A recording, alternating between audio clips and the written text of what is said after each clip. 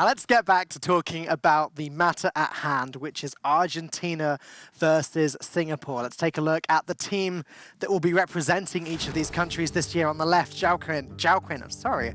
Back to saying names horribly. I don't think we've been so bad at that this year. It's fine. PNC, Nalgidan and Pincha all lining out that Argentina lineup. Very powerful. Nalgidan already had a fantastic run in HCT, PNC. He's been the nearly man, I've been calling him. He's been a lot of top 32s, a lot of chances to get top 16s, haven't quite come off. He's picked up 1 or 2. He's in Copa next time around. They are looking good. But Singapore, I think you want to talk a bit about some of their members as well. Quenox, Katsukari, Kaius, and Crumpled. Now, this is a fantastic team. And again, I want to say headlined by Sequinox. He was sort of the big name that we shouted out a lot last year. Had a lot of creative decks, had a lot of really fascinating plays. But this year, he's come back to the Hearthstone Global Games actually as the anchor. Right. And he said, no, now I'm a competitive player. And that is the difference between this year and last year. Last year, there were a lot of content creators on teams. Nothing against the people who who create our beautiful content for the game and obviously do it wonders. But in a competitive environment, sometimes the content creators are not quite as good as the top players, of course. He said that I do not want to be known as the meme from last year. I want to be taken seriously. And he believes that with the team that they have, they will be taken seriously. I mean, Katsukoi's made a couple of tour stops already. And I think Crumpled has been to 1. I may be wrong on that, actually. But no, Kaius has been to 1 as well. So Katsukari's been all over the place. Katsukari is heavily considered one of the strongest players in the whole region, yet alone the country.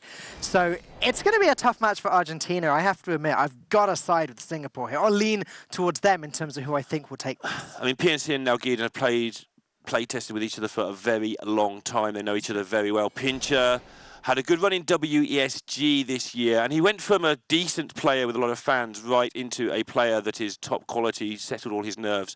Let's have a look at how the picks and ban phase has gone down. Well, Rogue ban's unusual, and yeah, I don't see that on the one side. We end up with Mage and Priest at the bottom there, but no Druid ban in the first stage. In fact, no Druid ban in the first 5 picks. People trusting it wasn't going to get banned and letting it sneak through to that pick round number 2. That's a pretty big deal. Okay, this explains the Rogue ban. I was going to make some quip about them being afraid after watching yesterday's game of playing a South Sea deckhand too early, but actually, Argentina's Rogue is Quest Rogue. Yeah, PNC does not surprise me with this pick. He's been one of those players who just insists on not letting that deck die. In fact, both Rogues are Quest Rogues. And obviously, you said Sequinox was not going to meme anymore. Obviously, he lied. So we very quickly before this broadcast started noted down all of the match percentages and things, but the fact that this is now a Quest Rogue and not a Miracle or Odd Rogue, which is what we were expecting, has changed things a little bit. Well, Quest Rogue recently just went through a lot of these sort of difficult to beat decks normally at Oakland. That's right. Forgetting where place in the world was, probably not the best thing for global games. Should we take a look at how these games are lining up against each other? Mage versus Warlock up first. It's Pincha versus Sequinox. So, you say that you think that Sequinox is memeing then, and that's why they brought the Quest Rogue? No, I think that what happens is when you've been known for being a meme player, you have a wider understanding of what beats what. Sure. To some extent, and if you tell top players now go play a Quest Rogue, some of them just won't have the experience in 4-4 Quest Rogue. Right. Whereas somebody like Sequinox, who maybe has been known to mix it up, I know that PNC plays a lot, maybe they're a lot more comfortable with that, that sort of deck. Whereas obviously there's no point learning Quest Rogue unless you are Teray.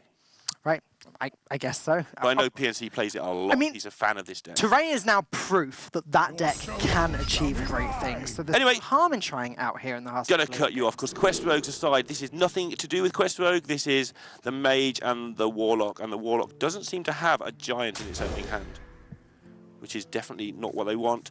Be interesting what Pincha does with the Polymorph here, because one of the few ways you can lose is if you get trashed early by Giants.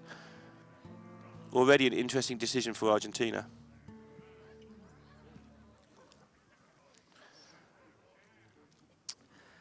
So this matchup essentially comes down to amount of removal that the Mage has versus the amount of threats that the Warlock has. Flame Strikes, Dragon's Furies, Polymorphs, Voodoo Dolls, etc.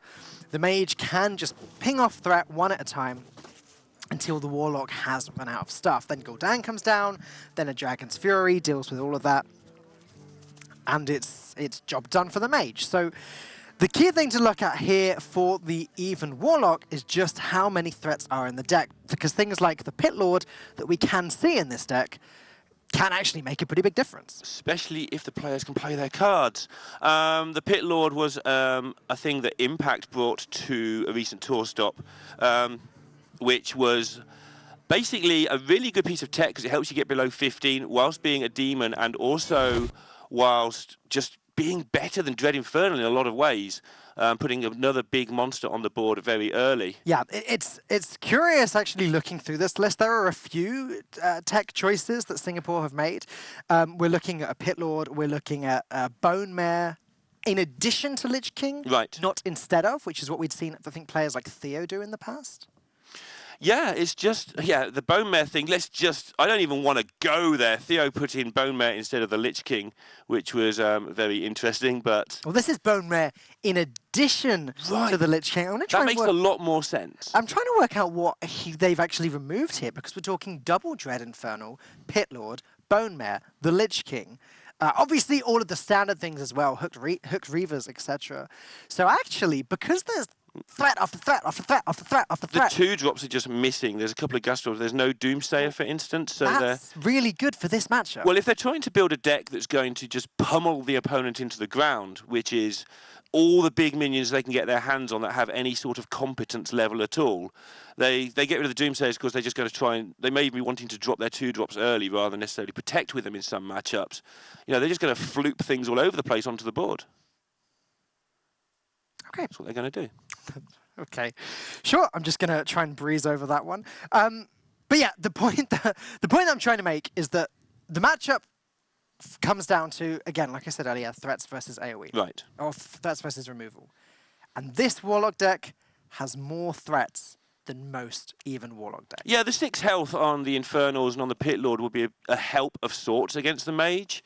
It's still going to be difficult, but maybe if they can get a threat to stick, it's still going to be hard, but maybe it's just a little bit less reliant on that giant that normally is your only realistic way to win. I mean, a lot of the time you can just count, right? So you've got the 2 polymorphs. Can't count, Dan.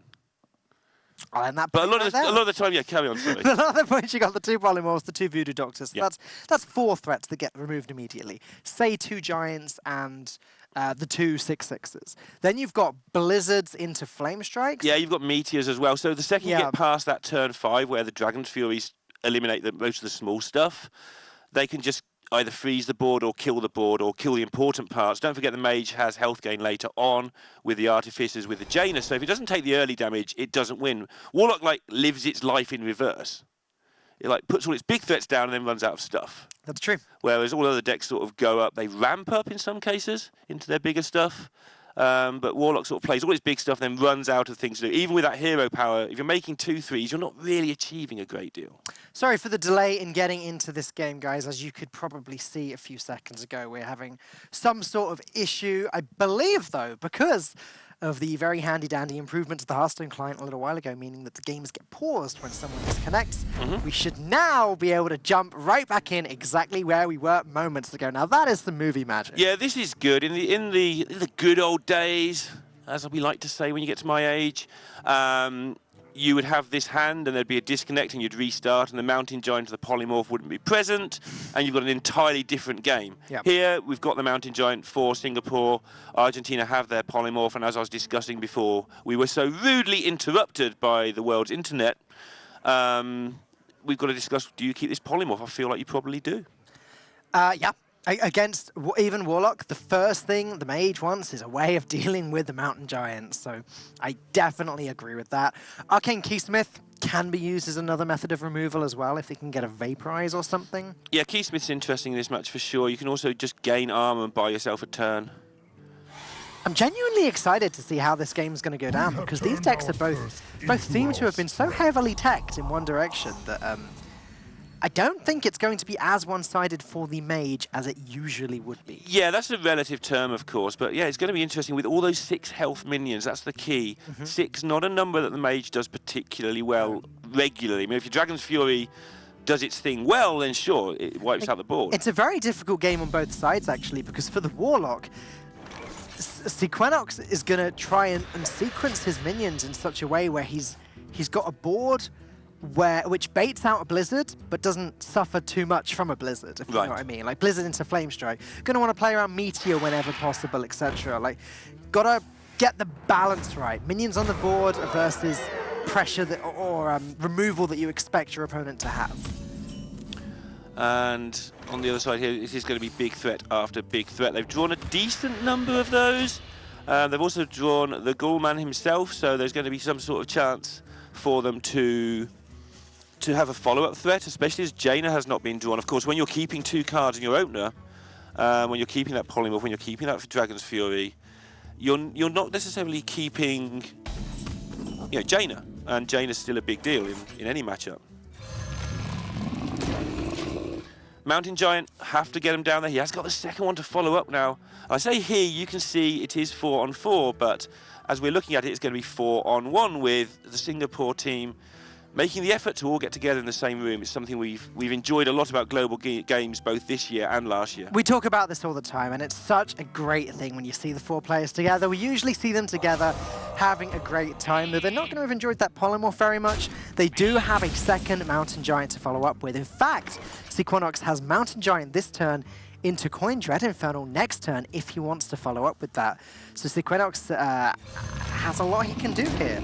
In addition, another thing I didn't mention earlier that sort of adds an extra intricacy to this matchup is the Hooked Reaver. If the mage is playing it correctly, they're going to do everything they can to prevent Singapore from getting down to 15 health so that these 4-mana cards come out as 4/4s, not as 7/7s. Yeah, and obviously Singapore will react to that by using the life tap ability as often as they can. And with this beefy looking hand, yeah, the 7/7s might fit in nicely on curve on turn 8 or 9. And then get back with the Blood Reaver Gul'dan. Now, they only come back as little guys, but if you've drawn out enough of that early removal, maybe, just maybe, that last push is enough. Voodoo Doll, very handily dealing with the Mountain Giant. Perfect timing there on that one. And now, as Singapore did coin out the Homunculus last turn, they can't go ahead and play the 6/6, which I suggested before. Maybe they do just, they're just going to drop the Hooked Reaver here. Sure. Firstly, getting it out means that it's out there now when it comes back with the Gul'dan. Well, I mean, it will come back with the Gul'dan. That's more pressure. Secondly, what does Pinch do about this? Does he Blizzard? I guess? It's not that good, though, is it? You could take 6. Right, well, and this is exactly what I mean. It's Sequenox has played this balancing act. They've done the maths in their head and decided, hey, this probably isn't worthy of their removal, and if they do use a good removal card on it, great, more threats for us later. I think the Argentinian team here will be quite happy to, because they've got the Artificer in their hand, to take this a little bit slowly. They can get health back. Blizzard's pretty good at dealing with the bigger minions in the deck. And so, yeah, they're going to take this opportunity themselves to just slow things down a bit. Might even see the Doomsayer dropped here, I'm not sure. It's usually better after your AoE, so your opponents can't redevelop. But a Doomsayer here would be sort of naughtily awkward. Not particularly easy. It's not hard to deal with, but you could use it as health gate. Depends what secret you pick up. I mentioned earlier that the Keysmith can be used to pick up a Vaporize and just be an extra form of removal. That's not going to be as easy for them to do right here because they don't have a way of completely controlling this board. For example, if that were a Vaporize now, then the Homunculus would just go into it, detonate it, and then Doomsayer would blow up the board anyway. It's not really done its job. Yeah, but it's going to buy some time here. Obviously, at some point, we will find out what the secret is for you. Dread Infernal's looking okay here, but the trouble is with the Dread Infernal, actually it's okay because it can't be got to by the opposing minions, so might be reasonable. It's nice when the mage gets down to only 5 cards. You can think, well, even if they are all removal, we can have a plan around that. You are, of course, hoping that their hand isn't the exact hand we can see, which is about the best hand Argentina could have right now that hasn't got a Jaina in it. Obviously, requiring Jaina to finish the job because the deck has very few threats. One of the things with the Warlock deck as well, the double Hellfire is a way of dealing with Alana if they can possibly hold on to it. It's also a way of doing 6 damage of burst. Yeah, double Hellfire or Hellfire double Defile seem to be required in the late game. And that's one of the other issues we say the Mage is usually favored, because the Warlock just doesn't have a good way of dealing with Alana. Hellfire does go off there, so we know that that secret isn't... oh, it's Ice Barrier, sure, okay. Yeah, Barrier's taken more than people realise in decks, in games where the Mage is trying to survive. Even in this game, it's trying to survive. It's got a bit of a slower... It's not panicking, it should survive. But hey, buy yourself another turn. That's exactly what's happened. It might even buy them 2 turns. With the secret they took, plus the Doomsday, they effectively gained 15 health last turn. And I guess that's all Pincher really needs to do, is survive until that late game. Keep these boards at bay, and then eventually just win the game with Dragoncaller Alana. It's down to Singapore to apply the pressure here, to actually deal the damage, to speed this game up. It is. They'll be trying to get a read on the hand for Argentina. It's very, very hard to get a read on turns 5, 6, 7, and 8 because the Mage deck doesn't do anything on most of those turns. So it's difficult to know. You can't read if there's a Jaina there. You don't know how much hurry you're in. The more Jainas, the more hurry you're in. That Bone Mare as well is going to deal some serious damage. Well, I've got nothing against Bone Mare in the deck. The thing that confuses me is when you don't play the Lich King first. Like, Lich King just does damage a lot of the time anyway with Frostmourne or with other damage dealing cards. There's 3, I think, damage dealing cards Lich King can do. But Bone Mare has specific conditions to do its damage. Now, those conditions might be met here. However, all of this AoE that Argentina have saved up, they've been pretty greedy with it. It's a good thing to do. Now they can just remove board after board. The reason I want to call out Bone Mare specifically in this matchup is because if you remember way back when Bone Mare had just come out as a card back in, I believe it was Knights of the Frozen Throne. Right. Any deck that ran Bone Mare was considered favored against Mage, just because none of the Mage removal cards were any good at dealing with it. Meteor deals with one of the 2 threats on board, both of them.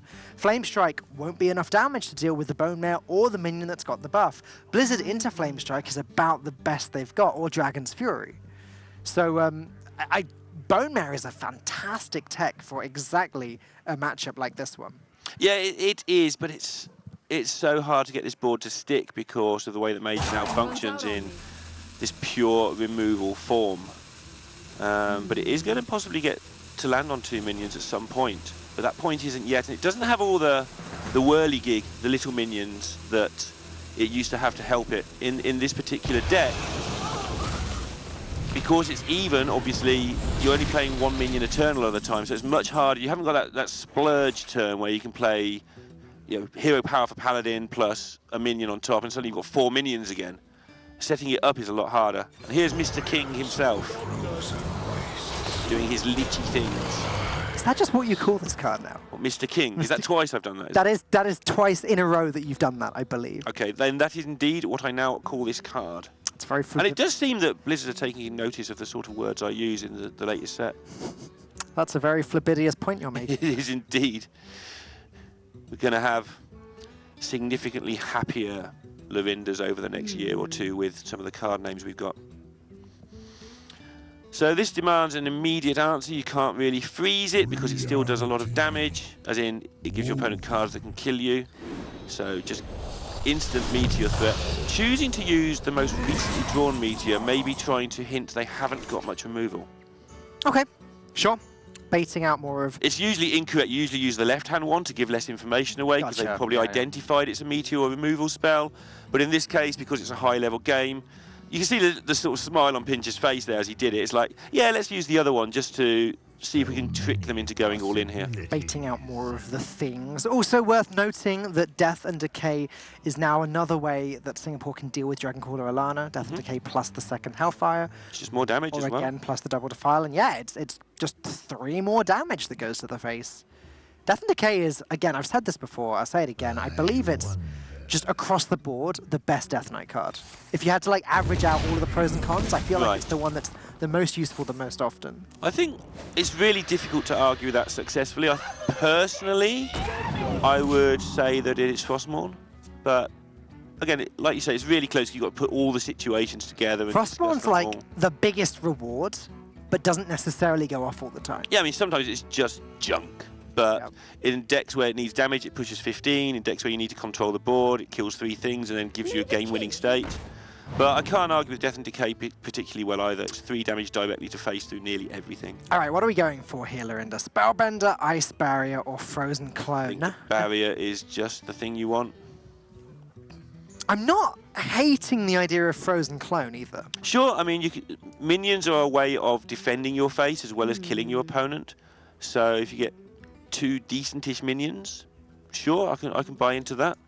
Problem is there are also a lot of not decentish minions in the deck, such as the Sunfury Protector we see there. If you feel your opponent is about to drop down their second 7/7, for instance, then that would definitely be a thing. Interesting how they played their last turn as well to keep themselves on 15. Of course, they wanted to get the healing from the Brewer, but they also didn't want to get out of the 15 range. So they're going to test now for Shields up. secrets. It's not a mirror. It's not explosive runes. 2 down. No, 6 to go. Yeah. We know it's either Ice Barrier or Spellbender rather at this point. But for Singapore, it's a little bit trickier than that. Yeah, I mean, attacking face sort of soon tells you there's not much you can do in this deck. If it's the barrier, you've got to trigger it at some point. You're not going to do 30 points of Gul'dan damage. Bone Mare would be awesome here, if not for the fact that that could be vaporized. Sure, and that's a big deal. Play Death and Decay. That's a big card to throw away.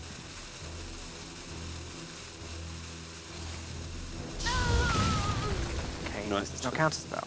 You now know pretty much exactly what's going. I'm amazed he went for that rather than the Defile, because if that was a counterspell, Right. that would have been bad. Would it? Surely he'd rather throw away a Defile. Yeah, but I mean, if it isn't counterspell, then it did something. Yeah.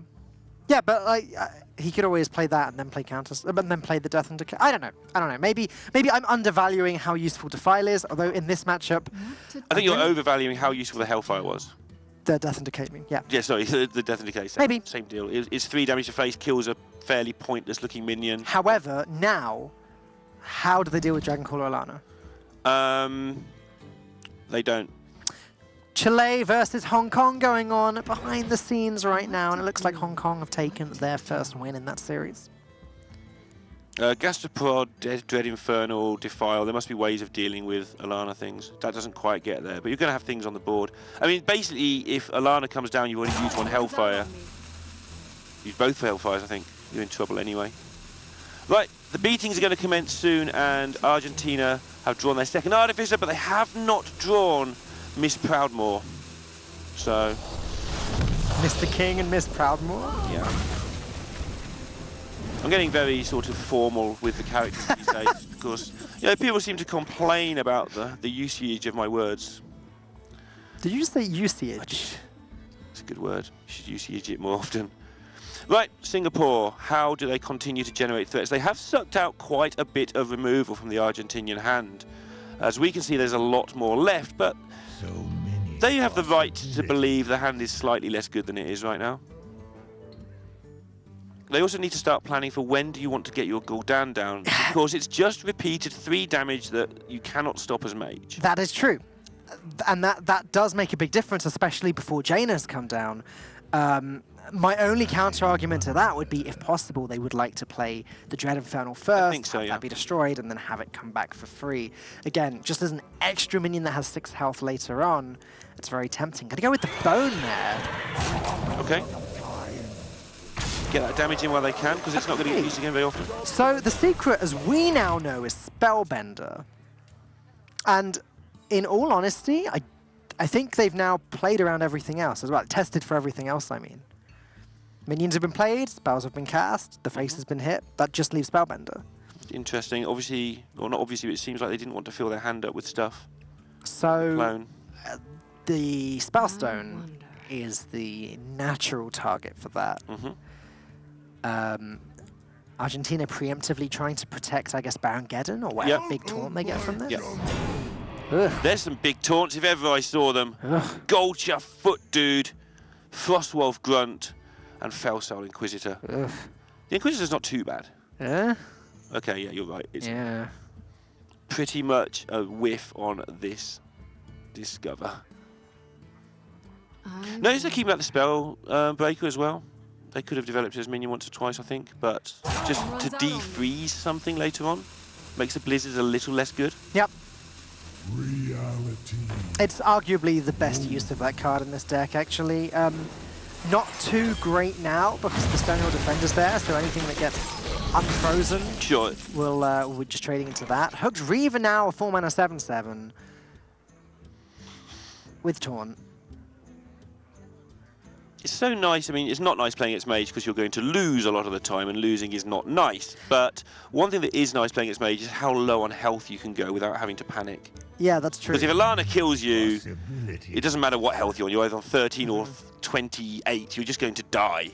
So you might as well abuse that. I wonder if this is a potential all-in turn here, because the Black Knight plus Hooked Reaver doesn't look too bad for me, although I guess maybe the Black Knight wants to be saved for whichever taunt the Stonehill Defender just got, but if he does go the Black Knight plus Hooked Reaver, it sort of forces out a Flamestrike or Dragon's Fury. Okay. Yeah, you've seen quite a lot of removal, but you still want to pace it a little bit more. I think maybe... Like you're scared of Black Knighting this turn because you've just seen them pick up a rapid taunt effect, so you might have 2 Lich Kings to deal with or something horrible here. Yeah, that's true. Pit Lord must be tempting as well. Gonna go with Defile plus... Okay, get rid of the Armor Gain, of course. Yeah. Like you said, the Warlock does have the potential of just bursting the mage down as quickly as possible with that Gul'dan hero power, and the Artificer was causing a slight problem. Jaina still not picked... Sorry, Miss Proudmoore still not picked up by Argentina. Yeah, and that's just how powerful this matchup is. They haven't got Jaina and they're still doing reasonably well. Little bit of thinking to make sure they survive without an accident going on now, though. Fatigue is a very real element of this matchup. However, Sequinox is very behind at them, or very ahead in the fatigue, I guess, depending on which way you want to phrase it. So Raven Familiar is not looking too bad here. Gonna go with Baron Geddon by the looks of things. Wow, of course Baron Geddon's very, very powerful after it's been played. And you also want to... You've got to defend your Blizzard is the main problem here. Even though this board is kind of nice, and it looks like you can kill 2 things and freeze the other one. Yeah. You know you haven't done a great job of getting rid of your opponent's big threats. Remember, there are those extra threats in this deck, the Pit Lord, and still playing double Infernal as well. It's a little bit chunkier than normal. And so those chunky boards often have to be killed over 2 turns with Blizzards then Flamestrike following. This is where the Spellbenders come in really handy, because Singapore would love to just go face with this Dread Infernal and Spellstone away Baron Geddon. Oh, no, they can't, because they know that that's a Spellbender. They don't actually have another spell to proc the Spellbender. So the only way of dealing with that Baron Geddon is to trade in this Dread Infernal. So despite the fact we didn't really think about it too much earlier, this Spellbender has done some amazing work here. Also keeping an eye on the team in general for Singapore. You know, 1 or 2 players involved in the action, but others keeping absolutely silent and just basically, keeping notes and making sure they know what's going on. But these guys are used to working together. Right. Katsukari and Crumpled are actually Sequinox's teammates. Okay. So that's just an extra little advantage. It's a little bit like Team Norway and having Nordvind together. Yes. Oh, they're very happy about that. No more polymorphs for you, Argentina. No. And this is where that Blizzard being held back for so long is going to probably come in handy. Although Flamestrike, trade, take 6, keep your Blizzard 1 more time. What to do? What to do? Running out of that removal, this is just the extra bits and pieces are making this interesting for Singapore. I hope you like my Novice Engineers snuck into this deck over the last couple of weeks from nowhere. Turns out that any deck where you need to draw a particular card is much better when you have ways to draw more cards. Who knew? It's funny. It's there, I think, instead of Witchwood Piper. Yeah. So the Piper fetches you your Artificers and your Doomsayers, which is obviously very good, and it's a card I'm very fond of. In this deck, though, you also want to fetch Jaina. We keep on about it, but that's the card you want. So Where have your manners gone, Lorinda? That's Miss Proudmoore to you. depends which side of the board you're sat. Yeah, if you actually have Jaina on your side, then you can be a bit more sort of friendly, I think. Okay. But she turns nasty if you play against her. She just starts killing you and stuff. It's not fun. Right, finally using this Spellbreaker as a defreeze. This is the 6 damage that has been locked in by them keeping back the Spellbreaker for so long. And now beginning the process of getting this board to stick. And getting rid of the 2/2 is important there because it does mean that your Hooked Reaver is less likely to die to Flamestrike by being traded into, for instance. Yeah, the Blizzard being used up earlier gave Sequinox this opening to play the Gul'dan down, and also, again, the Hooked Reaver as well. Now Flamestrike can do some work, but that 7/7 will survive this turn. There's not even quite any way of dealing with it whatsoever by Flamestrike Voodoo Doll, because he can't proc his own Voodoo Doll as well. So it looks like that 7 damage is going to the face next turn. Right, and that's because they used 3 damage to take down a 2/2. 8, 9, 10 when you factor in the Gul'dan hero power. So Sequinox is looking like he's going to be one-off lethal. Yeah, and it's worth pointing out, a lot of newer players ask, well, I don't know when to trade minions, when to hit minions, when to hit face. That situation is just so clever. It just makes sure that your 7/7 is going to live. Whereas it's tempting just to try and shoot the opponent in the face 4 times. Right. And that's where you want to be. But yeah, okay, preemptively going to play the Voodoo Doll anyway, so this 7/2 will be destroyed next turn. Oh, that might not matter. They've got no health gain in their hand. And 10 damage to the face is a big deal. They need the second Artificer. No, they don't, not even, that's no good. They need Jaina. Jaina is both Artificers, I believe. I mean, even if they did have an Artificer, there's no spells on the hand to activate it, so Frostlicht's Jaina is the only out here for Argentina. Amazing that Singapore, and again, as I said at the start of this game, this deck seems to have been very heavily teched to beat the big spell mage. Or at least to have a fighting chance, right? Yeah. Again, just want to point out that ping last turn, instead of doing 3 damage to the face, which would have taken 4 turns to kill, has lowered it to a 2-turn clock. Absolutely crucial that they killed that minion. When it looked like you've got an overwhelming advantage versus 2 piddly little minions, but it's just made all that extra damage go to face that much quicker. And yeah, why not put 1 damage on the board when your opponent's on 1 health?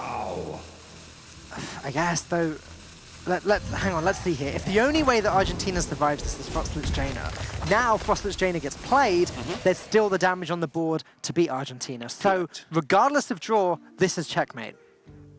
Does look that way. Is there any way they can get damage out of their Inquisitor? Doesn't look like it.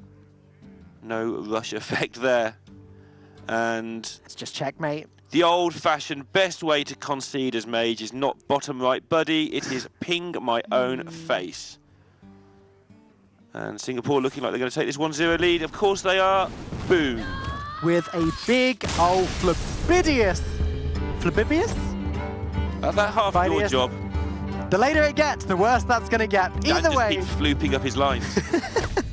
Sequinox takes the first win of the series, and very impressive. Again, we very hastily, we got the deck list at the last minute. We did our little percentage checks on the matchups and very hastily put Mage versus Warlock. Okay, tick Mage. And so this has already sort of changed the balance of the way that this series should go from our perception. And Singapore have a very, very big advantage in this series now. Turns out that Jaina Mage is only good if you draw Jaina. Something that I mention quite often. I feel like I'm sitting next to Soto right now. Oh, I'm sorry. I won't do that again then. Yeah, please don't. It's a little bit scary. Let's take a look at what's coming up next. It's going to be Warlock on PNC side versus Crumpled with the Druid. And now, if I saw things correctly there, yeah, this is actually a Mali Druid from Crumpled. So, big old favourite here for him. Mali Druid. The deck of the moment, the deck of the last 2 or 3 weeks, the deck of Hunter Ace himself.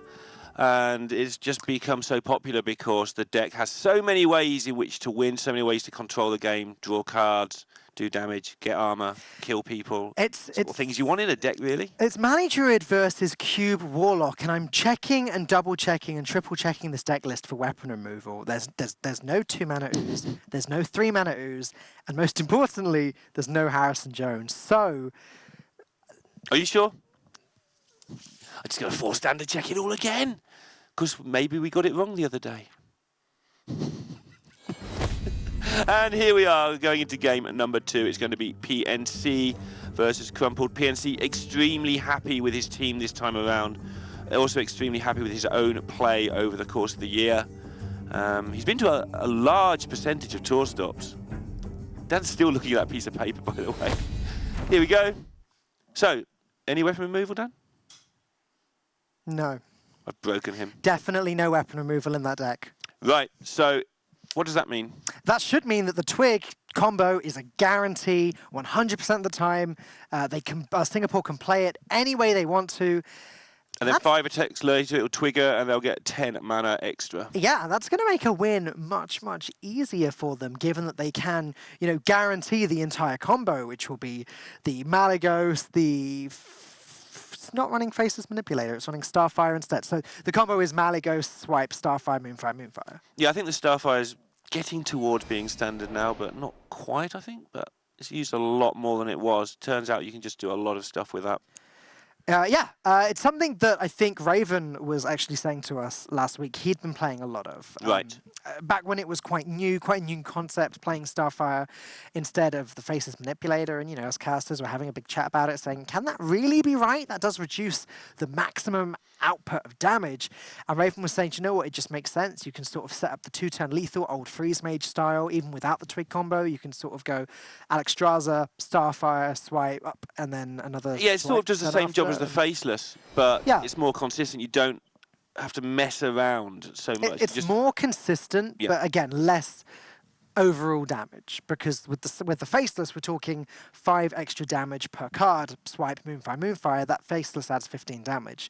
But it also does nothing as a removal spell in the middle of the game if you're behind, so it functions much, much better within the context of the deck, which is basically, let's go with sort of Orange's quote from Twitter, it's basically Freeze Mage rejuvenated. And we're saying the Faceless adds 15 damage. That's assuming that the Swipe and both Moonfires are in hand at that time. Right. Otherwise, Starfire still adds 10 damage because it's the 5 from the Starfire and the 5 from the spell damage on the Malagos.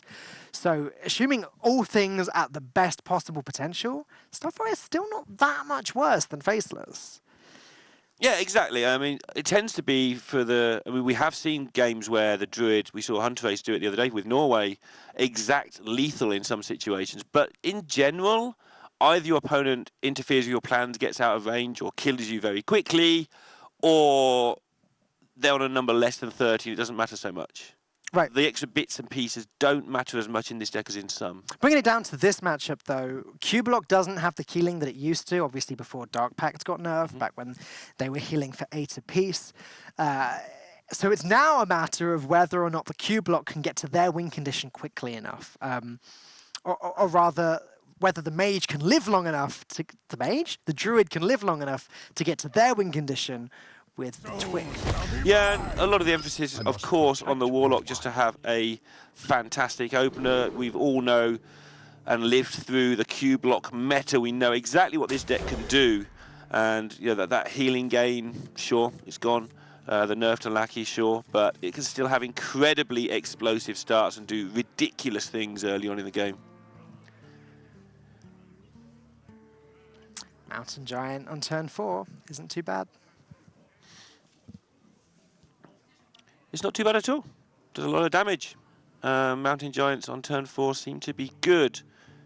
Argentina considering their options. They are going to keep that Lackey, presumably on the back of the fact they feel the Mountain Giant's going to be irritating enough that another threat will be quick enough from the Lackey. No Wild Growth, no Nourish. And these are the few occasions that Druid looks a little bit wobbly. Yeah, Pretty rare nowadays, actually, that none of the ramp cards are in the opening hand. Singapore going to hope that they can draw one within the next few turns. Well, Naturalize helps keep it alive, at least, as we see there an update from the off-stream game. And nothing doing, though, for the time being at all. This is a bit of a mess, but Druid has always lived by the top of its deck to some degree, and when your deck is stacked full of good cards, there's still every chance if they can pick that Nourish up, they can get rolling pretty well. And on the other side, obviously, PNC is just cornered into this, needs to Mountain Giant, so therefore need to tap. Picks up the Dark Pact, obviously that would go well with the Lackey if needed. 2 Naturalize in hand. That's actually pretty good for Singapore, because being able to naturalize the Mountain Giant is one thing, probably burning a card in the process, but then being able to naturalize whatever comes after that and burning even more cards can't be a bad thing. And this is what makes this deck so good. Like, this is a bad hand. They haven't drawn any of their ramp, but if you don't draw your ramp, you've got to draw something else, because that's how not having something works. And oh, now they have Nourish as well. So you're going to have a Naturalize or something to defend yourself with, and of course against Warlock, you don't give them many extra cards. It's not going to give them much at all here. Just 1 extra card when all is said and done. And it's just the time it buys you to get into those important parts of your deck. And they're going to Nourish for multiple reasons, get the hand sorted, start defending the board. Right on cue, the Nourish allows for this incredible play thanks to the Arcane Tyrant, and the Naturalize does its thing as well. We're milling a card here. We're losing the Mountain Giant. Crumpled has managed to aggressively put himself on this board. And there goes Spellbreaker. And there just isn't a play here. No. Play Librarian, see what you draw, then probably just play Umbra, but the way the last turn worked, now the Umbra just dies. Yeah, no, I don't feel as though PNC can drop the Umbra into just to be value traded by the Arcane Tyrant. Right. If he wants to deal with this 4/4, he could go Librarian, Spellstone. There aren't actually that many threats in Malygos Druid, so it's certainly a consideration. There's not that many targets for the Spellstone. Sure, especially when it will matter, like you have a Void Lord or something later on coming on. And then he can play the Umbra on turn 5 if he wants into to. The Lackey turn, or turn 6 into turn 7 Lackey, because you don't really want to just drop the Lackey. I guess you could. Anyway, Singapore now have a small decision to make with this, but as they have UI in hand, they're just going to Nourish for mana, get themselves a tasty turn number 1 or whatever it is, 10 mana with Druid these days. Turn 6 it looks like, based off of Argentina's mana. The Ultimate Infestation going to come down on turn 6. And that's not too common for Druid, actually. Yeah, okay, they can ramp up very quickly, but actually having the hand space to play Ultimate Infestation is kind of a rarity nowadays. Yeah, I mean, it's fantastic when you do it, and of course you want it, but this deck's so good in other ways that sometimes you don't even need it that early. But obviously it's fantastic, and Argentina, having the tooth of their attack already ripped out, going to have to find a way to generate some action, and the hand they have isn't that conducive to that right now. The Ultimate Infestation plan next turn is making the rest of this turn a little bit awkward because, okay, you're going to draw 1 card, I guess, reassess the situation, get Twig. And now next turn's a little bit tricky again, because if Crumpled plays the Ultimate Infestation and fails to draw an Arcane Tyrant, then they're going to be milling a card, and that card could be Malygos. So let's have a look at what PNC's got available to him. He knows that the last demon in his deck is a Doomguard. This is a handy piece of information. It means that he can rely on this Lackey to try and force some damage through. With the Dark Pact, if he can pick up a cube, naughty, naughty things could happen next turn. How naughty are we talking, Lorinda? Really, really naughty. Words that you cannot say live on a broadcast without flooping them out. Right, I just wanted to quickly highlight Crumpled's hand at the moment, because again, Ultimate Infestation is playable. He won't be burning any cards this turn, but will on the next draw. He does have the Moonfire, so worst case scenario, he could use that after Ultimate Infestation, but the problem is, that's a big part of his win condition. Right. So really, if he does go with Ultimate Infestation this turn, he's hoping to draw the second Arcane Tyrant. Or I guess Innovate. He does run a copy of Innovate as well. Playing that wouldn't be so bad. There's a lot to think about now, and he might just decide at the end of it that just equipping the Twig and hitting the Librarian's a little bit better. Yeah, and you start using your Twig, which is an important deal as well. Obviously, you want to get through those 5 charges as quickly as possible, or at least the first 4. The only problem with playing the Twig here and not playing anything else is that it leaves him in the same position with the Ultimate Infestation next turn. So he's actually going to hit into this Lackey and prepare to naturalize a Doom Guard that comes out of it. He gets the Doom Guard, naturalize does its thing, and now there's the hand space once again next turn to play Ultimate Infestation. And that tells Argentina everything they need to know. Oopsie daisy. Oh dear. That was pretty carnivorous. Not going the way of PNC at all here. And now they just have issues. And I wonder if they're considering just playing the Doom Guard and hoping everything doesn't go wrong. He knows that UI is coming almost certainly. That last turn was such a contrived, weird mess of a turn that it can only be to be making hand space. Yeah, of course. And so I think PNC is seriously considering just playing Doom Guard because you're going to lose soon if you don't. Let's see if he can get something a little bit more appetizing from this Librarian. No, he doesn't. So yeah, you're right, he goes with Doom Guard. And there goes Bullman himself as well. Look at PNC's face. I mean, everything's gone wrong for them in this game. The ramp occurred, they had double naturalize against them, Twigs on the go. Your Doom Guard was killed with that second naturalize. It's just not gone well for them, and losing the Gul'dan was a necessary risk there, otherwise they're just never going to have any pressure. Crumpled can deal with the Doom Guard here if he feels as though he has to. He could either Starfall it and then Hero Power and hit it with the Twig, or he could Ultimate Infestation the Doom Guard, hit it with a Twig and Moonfire to finish the job. But how important is it to deal with this Doom Guard here? He has just seen a cube being milled. I think that you go the other way, like, how do I lose this game now? You've seen Gul'dan just gone, so the ways to generate threats are all revolved around this cube and this Doom Guard, and Starfall Swipe isn't the worst way of just getting rid of stuff. It's not fun, but are you in that much hurry? And as we know, this is the last Doom Guard, as the other one was naturalized earlier. There's no chance of them coming back. Yeah, you're right. Actually, dealing with this Doom Guard should pretty much render Argentina's chances of winning useless. Yeah, they can faceless a bunch of Void Lords and Prince Tadar and a bunch of other Void Lords, but it's not... They are going to just Moonfire it. Yeah. Had enough available stuff after they... I mean, look at Crumple's hand. He's got Alexstrasza. He's got 2 copies of Swipe and Fire. And with no weapon removed in the opposing deck, they're under no hurry to complete the quest. I was actually going to say that unironically then. But yeah, to complete their combo. I've talked a lot about what I don't like about these Druid decks that run Cube. That run Twig, because obviously as soon as an Ooze gets rid of it, sort of the whole strategy changes. But one of the great things about an open deckless tournament is that when you know that your opponent can't deal with this Twig, you can have some filthy plans. Yeah, it's always an ongoing debate whether people prefer open decks or closed decks and which is the most skillful and all that. And I mean, my opinion is they're different skill sets. They're equally skillful in different ways. But certainly when you do have the open list, there's a very pure form of the game. Yeah.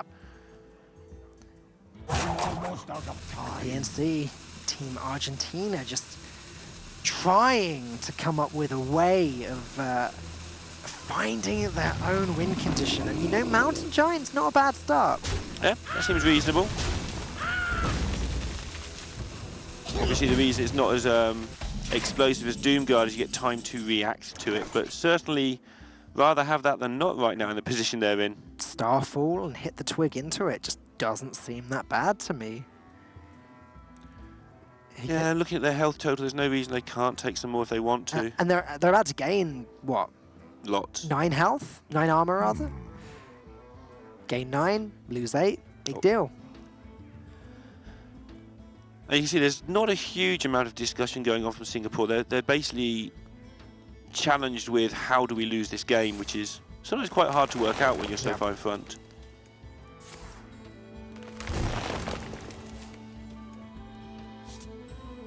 And now picking up the Spellstone is going to be able to help them a little bit more.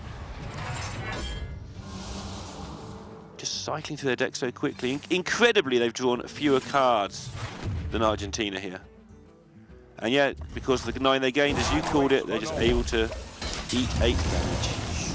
So Singapore feel as though they have a pretty good advantage in this tournament because they've actually already been playing as a team together in some of the warm-up matches that, that Blizzard Taiwan have been putting on.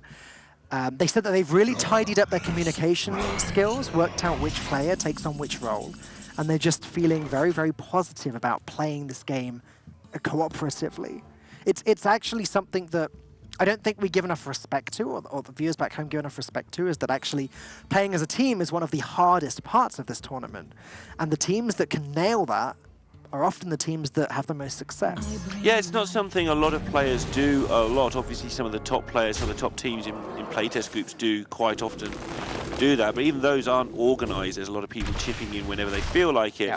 If you're not organised in this, you just waste your time. We saw several teams last year just lose because they couldn't talk to each other in time. And it was Play Hearthstone SEA, if you want to watch sort of the highlights of that little mini tournament they had there. Definitely valuable experience. Alex Straza having come down now. It's putting PNC on the clock, also hitting in the weapon. So Crumpled saying, hey, look at this. I have 20 mana next turn. What are you going to do about it? The answer is not all that much. There's a Spellstone in hand that hasn't been upgraded yet, so that's healing for 3. There's a Dark Pact, which has been nerfed, so that's healing for 4. Yeah. And it's one of those situations as a pro player that you pretty much hate. That being said, you don't know if they've got the Malygos or not either. If you assume they haven't, how do you win? Well, probably don't. That's the problem, trying to stay focused. PNC's good in games like this, but I think you're going to need more than good in this situation. Darkness rises. So, preventing Alex Straza from going face, the extremely natural play here, gaining health, the other extremely natural play, and expecting to lose to Malygos. There it is. Oh, well, that's about as good timing as you can hope for, isn't it? It just did not go their way in this game of Hearthstone. 9 damage from the first swipe, 18 from the second, and then another 6 from the Moonfire, going to easily finish off Argentina. Singapore taking their second win of this series. Things going exactly according to plan. 2 games to 0, and we haven't seen a 3-0 yet in the whole event.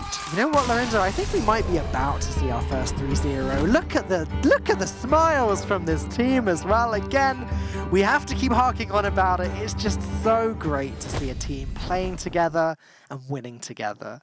And they're excited for the next game we have coming up, as it's going to be Mind Blast Priest versus Quest Rogue. Yeah, they're probably pretty excited about that, to be honest. How on earth do you win that as the Priest? I honestly have no idea, and I doubt that Argentina do either. They're going to take a few moments to work that out, and then we will see whether they've done it. We'll see you in a moment. The score is 2-0 for Singapore versus Argentina, and we're about to experience Quest Rogue versus Mind Blast Priest, and potentially the first 3-0 of the Hearthstone Global Games 2018. Lorinda, what can we say about this matchup? It's hard.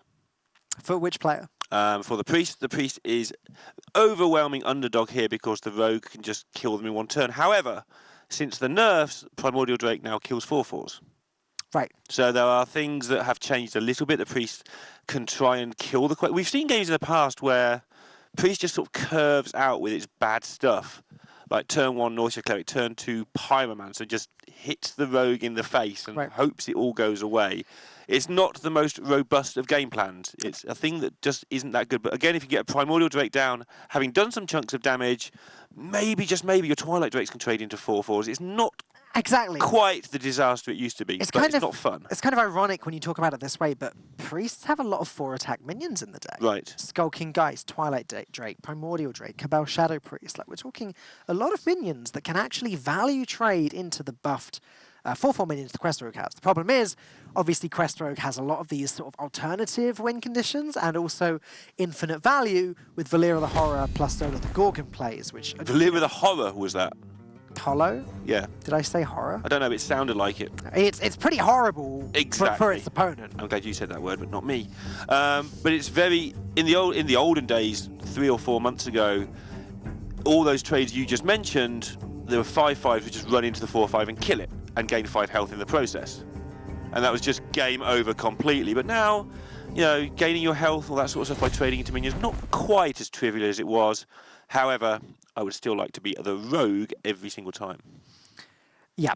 There's really not all too much else to say about it. Bursty Mind Blast things can happen if Vicious Scale Hides aren't drawn, I suppose. And again, the Scale Hides don't have the easy trades quite as much as they used to, and survive. That was the problem. You'd gain 5 2 turns running. Now you haven't quite got that efficiency available. But clutching at straws a little bit, we have just seen Teray win a tournament with this deck for pretty much that reason. He kept going through these decks that you could just kill with Quest Rogue. And this should be one of the better, if not best, matchups for the deck. It's definitely as well. a strong matchup. We're about to find out, though, as there it is, the caverns below. First time I've had the pleasure of casting this deck, actually, since the nerf. Now getting a joke in there. The team anchor, which is interesting, of course, to the outside view, he's probably the least known player. Sure. Especially with the likes of Nalgida and the likes of PNC and Pincher, all very, very good at accumulating points. So Jokin probably being underrated somewhat by the Europeans. You know, I spoke to Nalgida and Sequinox just a couple hours ago, and they both said to me, it's quite funny that our opponents have the exact same strategy as us. And again, when you look at the deck lists, both have Quest Rogue. Like, that in itself is a bit mind-blowing. But it looks like the way that the order of matches has fallen out has been in Singapore's favour. Now, Gideon there, we saw it in the opener, keeping that Pyromancer. So the intention, as I described, as we see Chile go 2-1 ahead, is just to hit your opponent with anything you can get your hands on. I'm almost, yeah, it can get it done, but... It can. It looks like the Argentina are going to just be curving out here and trying to just deal as much damage as quickly as possible, and quite rightly so. Another thing I think you can do, but it's again, almost impossible with the Zola build, is to try and run the Rogue out of stuff. Just go quickly check, assuming it's in there. It is. Okay, so we can discuss that no more. Zola plus Valera equals infinite stuff later on with Sonya, etc. Another Cleric. It must be tempting to just throw it down. Yeah, just play it and hit him. Again, 1/3s are pretty good against 1/1 Stone Test Balls, 2/1 South Sea Deckhands, etc. Play it and hit them. Now, Sequinox had a lot of nice things to say about Katsukari. One of the best technical players in the world, apparently. The man doesn't make mistakes, or doesn't make the wrong technical play ever. He's also had a lot of success recently, top 4 HCT Taipei, top 8 HCT Seoul. He's making the rounds in the tour stop circuit. Yeah, his name's been one of those bubbling under for a while, especially in Southeast Asia, and finally getting a lot of respect this time around. And respecting the Wild Pyromancer damage. They had to also respect the Shadow Visions into Divine Him there, with double Cleric on board. But wow, Argentina just curving out with these rubbish minions. Stat-wise, of course. I mean, the minions are fantastic, but not usually for this purpose. Holy Fire in hand. I mean, if they don't pick up much to do on turn 6, that might just go launching into the face. You'd rather close the game out with it, but now you've picked up Anduin. I mean... I'd rather play a card on turn 6, yeah. See how they go. Next turn, if they don't pick much up, we might just see a Shadow Visions. So, what do Singapore need to clean up this hand? Some bounce would be handy. Some bounce, some cheaper card draw, I guess. The problem is, yeah, I get Shadow Step here, but none of these Wax Elementals are generating anything. I mean, they've got most of it going on already, like Wax Elemental into Vanish, because they've got 2 Wax Elementals, is a lot of bounce, but Again, these pesky minions, your control opponent dared to put minions on the board is making things very difficult for them. I like this play a lot from Katsukari, putting the 3-2 down, making the most of its bounce effect, just in case they get the chance to complete the quest. I mean, they're getting close with double Wax Ellie, right? Yeah, yeah, for sure. It's just going to take a few turns. But he's just trying to contest the board with this 3-2. Argentina just completely ignoring it. What is going on? That's what you have to do, is just hit them. You have very limited time until they make a bunch of 4-4s and turn the game around, especially if they have the scale hide, which they now do. You've just got to hit them. I wonder if Katsukari has to just coin out the Vanish here just to not die. I think if he does that, he probably doesn't win the game of Hearthstone, though, because he's also got to complete the quest to get the scale hide doing stuff. Dropping both Wax Elementals as a way to protect himself is probably the only way here. I mean, he's taking 5 next turn if he trades in here. And you've got to decide whether you want the value trade or not as well. Do you want to take 2 extra damage and remove one of these permanently? If he goes down to 11 though, double Mind Blast is almost No, you're right, lethal. he's going to make the Vanish play. Because now that he's traded into the Northshire Cleric, in theory what happens this turn is Argentina drop 1 Duskbreaker and 1 Northshire Cleric. It slowed down the pressure significantly. 1 Dusky Boy. Working out the pros and cons of the Ghoul here.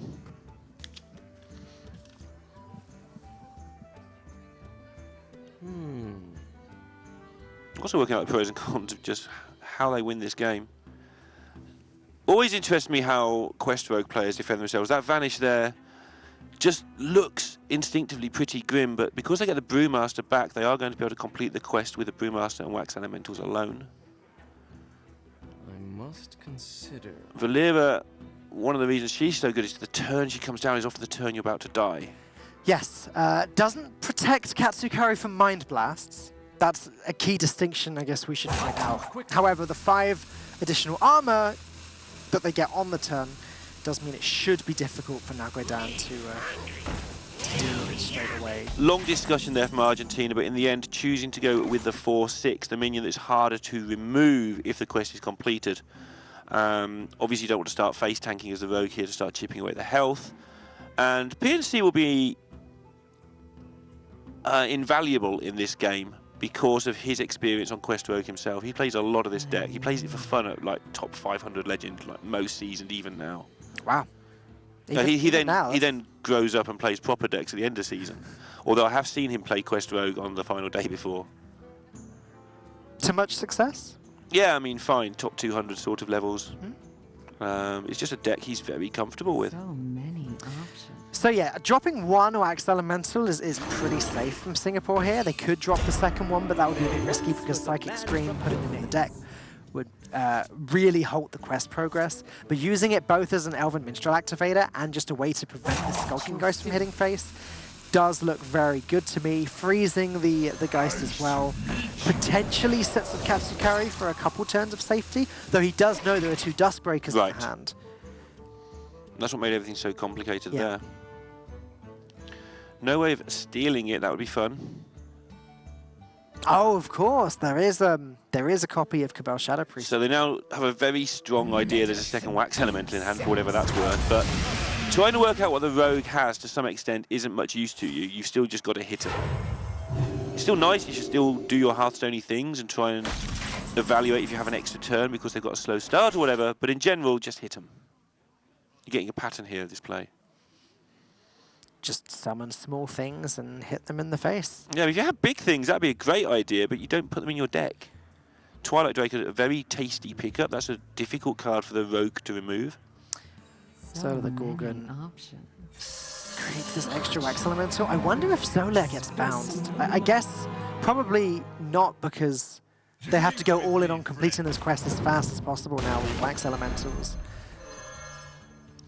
And trying to have that wide board for when they do complete it. But there you go, this is good. Putting these both up to protect the face.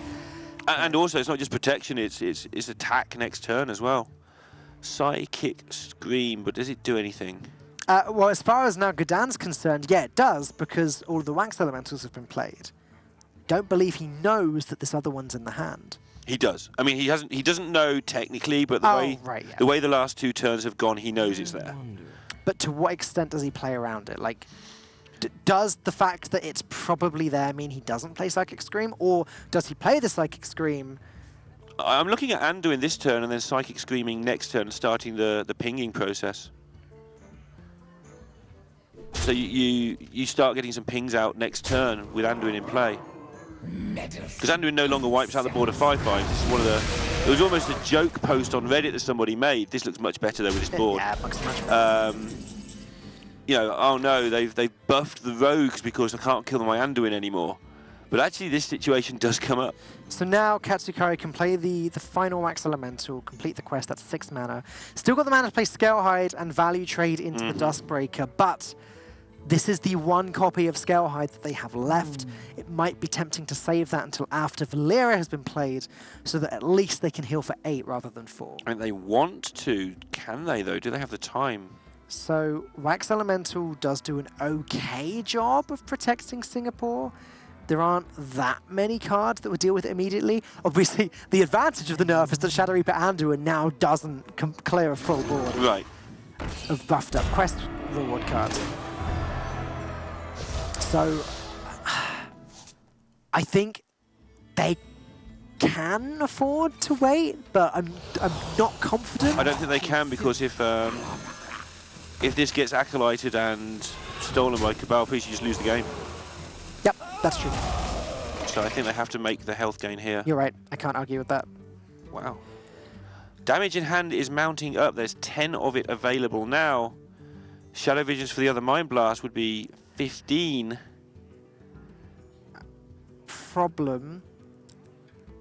He has no... Now Gadan has no way of dealing with the Scalehide other than playing Holy Fire on it. That is indeed a problem. I mean, there is the Psychic Scream, but that gives them it back. So yeah. And also loses his own minions in the process. You can undo it and shoot it. No, you can't. No, That's not how numbers work. No. Hmm. I mean, I've checked this a few times now. I think the only way is just the Holy Fire, unless there's something he can get from this. But ooh, Master Spell. That's tasty. That deals with it. Still leaves them as 4/4s, but gets rid of the Taunt, pushes 8 damage to the face, and gets rid of the lifesteal. He probably has to trade anyway to prevent a bounce effect from bringing the Scalehide back. Sure. Healing more anyway. So it still does heal for another 4, sort of. But now the emphasis on Singapore to actually kill the opponents in 2 turns at most, probably only 1. Valera is going to buy them a turn if they want it. Back up to 17. Last healing in the deck as well. Both Scalehides now being used. And this is where the value game starts to go completely crazy.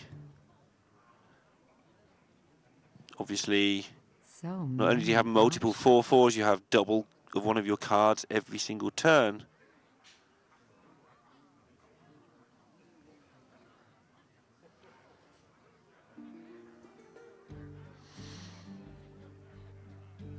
But they don't feel they've got the time. Working out what they need from the Minstrel, there's decent possibilities because there's so many charge minions in the deck. There's some. And now they've got to do some serious counting as to how much damage they can do over this turn and next turn versus the games they lose. 17 damage right now. Shadow Steps. That's 25 damage right now. That's a lot, but that also means they don't need to do much damage this turn to set up that 2-turn lethal that we're talking about. I mean, you want to know something really scary? How scary? Very scary. I'm not so sure. Next turns, Katsukari can play Valera, Stone to Spore, Shadow Step, Stone to Spore, Shadow Step, Stone to Spore. Can't quite take advantage of the extra Shadow Step copy. But take advantage of the fact you can't die. However, if the deckhand survives this turn, which it looks like it is, that is more damage, because now he can take advantage of the extra, of the new Rogue Hero power. So Valera, Boar, Shadow Step, Echo Shadow Step, replay both minions, Shadow Step, Shadow... How much damage is this? This is damage. I'm counting 29. Yep, 29 for sure. Gonna count that again. There's 5 4s in hand, that's 20. Yeah, I think it's 29. There's 8 on the table, that's 28. There's 1 from your hero power, that is 29 for sure. However, there's no hurry to do it. Well, 29, and also they remain stealthed. Yeah. Sorry, the hero remains stealth. That's what I mean, you just set it up this turn and then you don't die and then you win. So next turn, as long as there's a charger remaining in the hand at the end of all of this, then it can be played next turn and brewmastered and played again. Basically, yes. There should be a guaranteed 2-turn lethal. So all that work put in by Argentina there, looking for all the world, especially with that turn when they managed to get the Twilight Drake down like they were going to get it done, and now they're facing down a board of 4/4s. Turns out that, who cares if they're not 5/5s anymore, Dan? This got real close from Argentina. Those Shadow Steps helped rather a lot. Curving out perfectly, but you're right. I mean, what, Shadow Step from Mimic Pod, followed by Shadow Step from the Natural Draw immediately after? So Argentina can get themselves up to 26 and kill a doofus.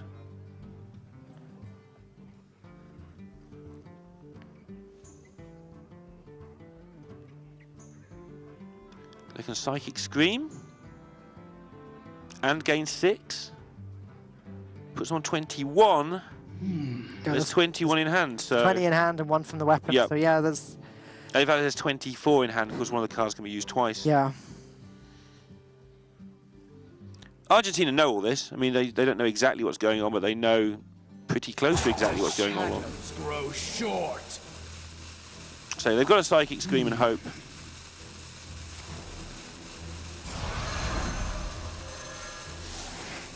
But we can see that Singapore are going to take a 3-0 victory. Yeah, and now we're just going to watch the fireworks. Preparation drawn, but it's entirely meaningless. Boar, and a lot of bouncing with 2 Shadow Steps and 4 more damage from the Lethal Brewmaster. Equinox looking very happy. Look at Singapore dancing. Sure. It's what you get when the team win together. They're going to have the celebration. They're going to have the smiles, the high fives, the hugs. It's one of my favorite parts of the Hearthstone Global Games. And with these boars, now Gidan is going to realize that's game over. Yeah, and a 3-0 defeat. For me, a surprise result. For you, not so much. I know that Singapore are a powerful team, but I've got Argentina rated very highly here. Equinox said to me that he believes that with the preparation they've put in, they are capable of beating any team. I mean, they are. And they believe they can easily shoot for a top 4 spot in this tournament. And this has been a great start for them. Different decks, great strategy, paid off immensely. What a Flabidinous victory. Flabidinous victory indeed. 3-0. Let's have a quick look at the scores on the doors and how it went down. Quickly. It went down quickly. They did. Warlock, Druid, Quest, Rogue, all getting it done. I believe that if the series had continued, then Argentina do have the better matchups moving forward. Right. But obviously it's first to 3, it's best out of 5, so it just wouldn't, even if the matchups were in a different order, it just doesn't matter. Right, tiebreaker's not important in the global games this time around because the Swiss will cut to an exact top 16. Let's have a quick look at how the actual matches went. Yeah, you should remember this pretty clearly. It wasn't all that long ago as Equinox Team Singapore doing, well, I was going to say doing the impossible. That's not really fair. It was a deck that seems to me like it was entirely teched to beat Control Mage. Many threats, including Bone Mare, getting that job done easily. Following up was the Malagas Druid. Yeah, this game was a massacre. Every single thing that could go against Argentina, even before it started, but during the game, it just didn't go for them. They burned their Gul'dan, all sorts of, even the small things that probably weren't going to save them anyway, just went against them. Malagas drawn off the top. The turn, the Twig was ready to get destroyed, and the turn after Alex Strauss had been played. It worked out perfectly for Crumpled. Very one-sided game indeed. And then finally, the 3rd game of the series. Argentina really put up a good fight here. I was starting to get a little bit concerned for Team Singapore after saying how favored this matchup was. But then at the end, when the Shadow Steps were finally drawn, we got to see why this matchup is so favored. Because Shadow Step. Because all this damage in one turn, and it's not just a combo deck, you know, but sometimes you have these crazy turns that make it feel like one, but sometimes you just grind your opponent down. That's the beauty of the deck. Again, going down to 4/4 has actually helped them to some degree here because Anduin was never a thing. And again, it's funny because we're talking about the Quest Rogue nerf a lot. What changes between them being 5/5s and 4/4s? The deck is clearly worse with the minions as 4/4s, right? Like, make no mistake, I'm not trying to say that Quest Rogue has improved at all, but one tiny little positive is the fact that Shadow Reaper Anduin does not blow up your board anymore. Yeah, that was one of my favourite pastas about it being nerfed, but really being buffed. Behave yourselves. Completely ridiculous. We are going to get to have a chat with Team Singapore. Sequinox, congratulations. What a fantastic win. Tell me about your strategy. Why Quest Rogue? Because I think it's just the best deck in this format, I feel. Because most of the classes, other than, let's say, I think Paladin, right? Other than Paladin is just weak to rogue. There's just not that many aggressive decks out there right now. And with, like, when you're able to ban like 4 classes, I think Quest Rogue, like, you have to bring Quest Rogue. Yeah. Yeah, and you showed that by banning it very early, right, as well in the pick ban phase. You didn't want them doing that to you.